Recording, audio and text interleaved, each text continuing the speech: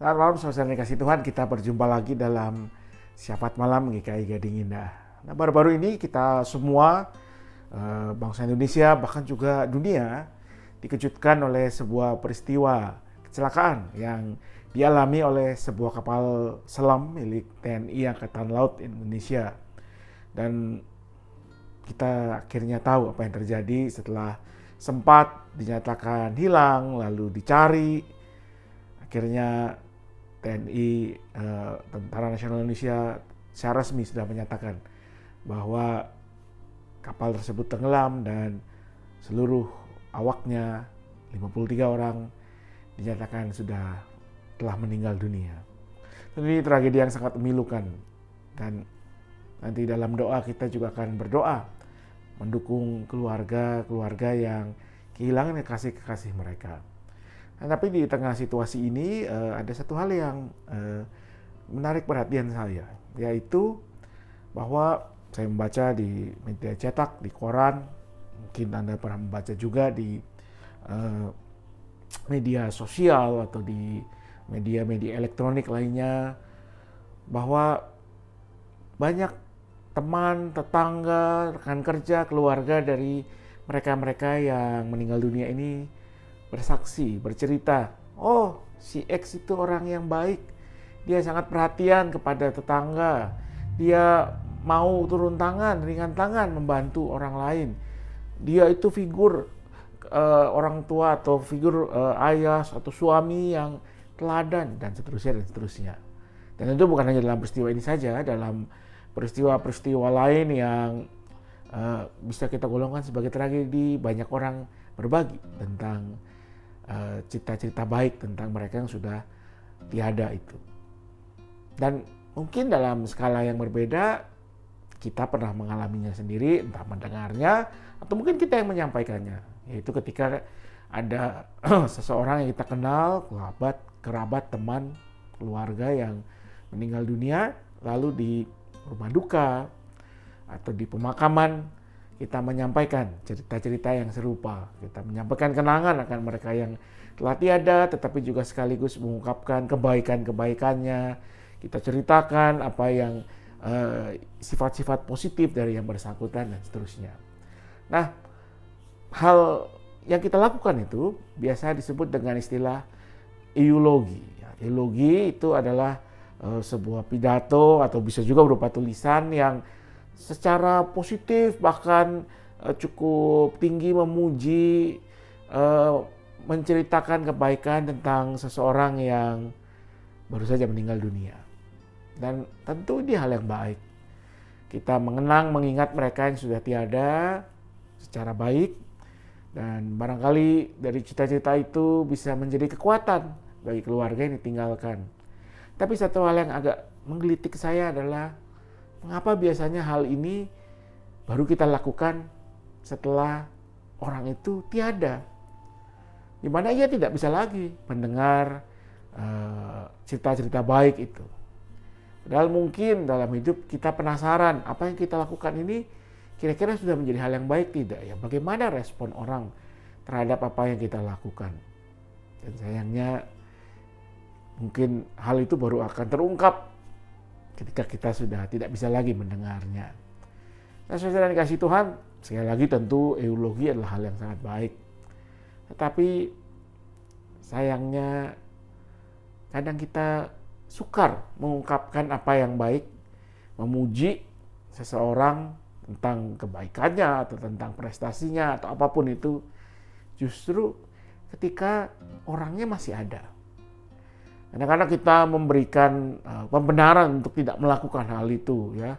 Oh, nanti orang jadi besar kepala, jadi lupa diri, lupa daratan, atau kalau dalam ada semacam stereotip atau pandangan umum bahwa kalau orang tua Asia itu susah memuji anak atau enggan memuji anaknya karena takut nanti dia akan kurang giat lagi belajar karena merasa sudah berhasil. Padahal sebagai manusia harus diakui, kita semua membutuhkan respon input yang positif untuk menguatkan diri kita, untuk memberikan kepercayaan diri.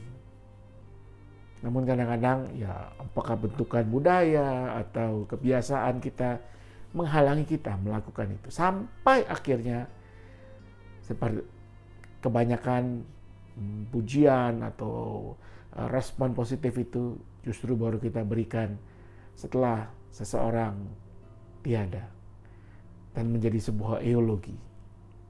Nah, saya mengingat satu ayat dari kitab Pengkhotbah yang berbunyi demikian, saudara-saudara. Segala sesuatu yang dijumpai tanganmu untuk dikerjakan, kerjakanlah itu sekuat tenaga, karena tak ada pekerjaan, pertimbangan, pengetahuan dan hikmat dalam dunia orang mati, kemana engkau akan pergi. Nah, kitab Pengkhotbah dikenal sebagai kitab yang orang suka anggap pesimis, tapi menurut saya sebenarnya lebih tepat realistis memandang kehidupan. Pengkhotbah meyakini bahwa hidup di dunia ini adalah sesuatu yang terbatas, fana, dan kata yang dipakai yang sering disalah mengerti adalah sia-sia. Padahal sia-sia itu dalam penggunaan oleh pengkhotbah lebih punya makna terbatas, fana. Sebentar ada, sebentar akan tiada. Dan justru dia mau mengatakan dalam hidup yang fana, yang terbatas ini, pakailah sebaik-baiknya waktu yang ada. Karena inilah kesempatanmu, kesempatan kita untuk melakukan segala hal yang kita bisa kerjakan. Baik buat diri kita, tetapi terutama juga untuk orang-orang di sekitar kita. Tidak ada waktu lain lagi. Dan bukankah itu yang semestinya juga terjadi ketika kita mau mengungkapkan sesuatu yang positif, menyatakan cinta, menyatakan kasih, menyatakan pujian, menyatakan penguatan kepada orang-orang yang ada di sekitar kita. Entah itu mulai dari keluarga kita sendiri, pasangan hidup, suami atau istri, anak atau orang tua kita, mungkin saudara kita, atau orang yang bekerja di rumah kita, atau orang lain, teman, sahabat, rekan kerja, rekan sepelayanan, atau mungkin orang yang sama sekali asing. Kalau kita mengikuti saran pengkhotbah, jangan menahan diri kalau mengungkapkan sebuah kebaikan, mau menyatakan sesuatu yang positif, nyatakanlah, karena tidak akan ada waktu lagi. Ketika kita menunggu-nunggu, jangan-jangan waktunya terlambat dan hanya sekedar menjadi sebuah eologi, pengenangan, tetapi tidak lagi didengar dan berfaedah bagi dia yang semestinya mendengarnya. Mari kita tidak terjebak pada stereotip atau pada praduga nanti jadi besar kepala, jadi lupa diri, jadi malas bekerja keras. Tidak, saudara. Tidak pernah ada kata terlambat atau kata sia-sia untuk mengungkapkan sebuah yang baik, sesuatu yang baik, menyatakan cinta kasih kita kepada orang lain. Biarpun mungkin itu akan membuat kita menjadi terlihat konyol atau mungkin seperti orang yang lemah. Tetapi kalau itu mendatangkan kebaikan bagi orang lain, kenapa tidak? Saya mengingat sebuah atau serangkaian ungkapan yang pernah saya bagikan ke beberapa dari kita yang mengatakan begini ya, why complicate life? Mengapa membuat hidup ini rumit? Kalau Anda rindu seseorang, telepon. Kalau Anda ingin ketemu, ya undanglah dia. Kalau Anda ingin dipahami, ya jelaskan. Kalau Anda punya pertanyaan, tanyakan.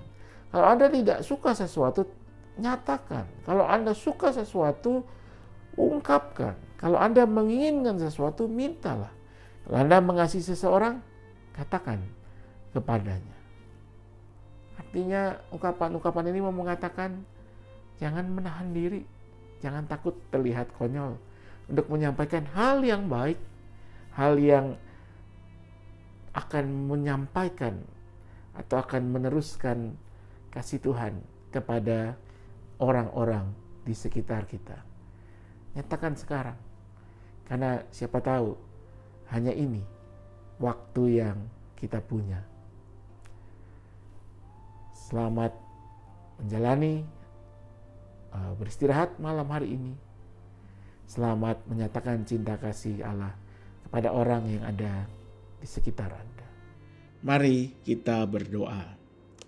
Ya Tuhan, kami bersyukur bahwa malam hari ini firman Tuhan mengingatkan kami untuk memakai setiap waktu anugerah yang Tuhan berikan dengan sebaik-baiknya, untuk melakukan yang terbaik yang kami bisa, termasuk untuk menyatakan kasih, penghiburan, kekuatan, apresiasi kepada orang-orang yang ada di sekitar kami, baik itu anggota keluarga kami, suami atau istri kami, orang tua atau anak kami, saudara kami, rekan kerja, rekan pelayanan, siapapun yang Tuhan hadirkan dalam kehidupan kami. Karena apa yang kami katakan, yang kami sampaikan, bisa Tuhan pakai untuk menguatkan, menghibur, membawa kebaikan bagi orang atau orang-orang tersebut. Jangan biarkan kami menahan-nahan diri hanya karena masalah gengsi, atau karena kami merasa bahwa pujian kami hanya akan membawa ketidakbaikan buat mereka. Tapi biarlah kami sungguh memakai setiap waktu kesempatan yang Tuhan berikan dengan sebaik-baiknya. Kami mau berdoa untuk bangsa dan negara kami. Kami mau berdoa untuk saudara-saudara kami yang hari ini, malam ini harus beristirahat di pengungsian-pengungsian di daerah yang terdampak bencana baru-baru ini di Nusa Tenggara Timur. Berikan kepada mereka kekuatan, kesabaran. Tuhan pakai juga banyak orang termasuk kami untuk boleh menolong, meringankan kesulitan mereka. Kalau mereka kehilangan bukan hanya rumah, tempat usaha, tempat ibadah, tapi yang terlebih lagi harus kehilangan kekasih-kekasih mereka. Kiranya kekuatan dari Tuhan juga terus menguatkan saudara kami ini. Malam ini kami juga mau berdoa bagi keluarga dari awak kapal selam KRI Nenggala yang sudah dinyatakan secara resmi gugur, meninggal dunia dalam penugasannya. Kami berdoa agar setiap keluarga diberi kekuatan, diberi penghiburan, agar segala kenangan yang baik akan mereka yang telah pergi boleh menjadi kekuatan juga bagi keluarga, boleh menjadi ingatan-ingatan yang pada akhirnya membawa sukacita yang pelan-pelan boleh menggantikan duka cita. Kami berdoa juga untuk upaya-upaya yang dilakukan untuk mengevakuasi apa yang masih bisa diangkat dari lokasi kecelakaan. Kiranya boleh juga menjadi sedikit hal yang menghibur bagi keluarga yang ditinggalkan.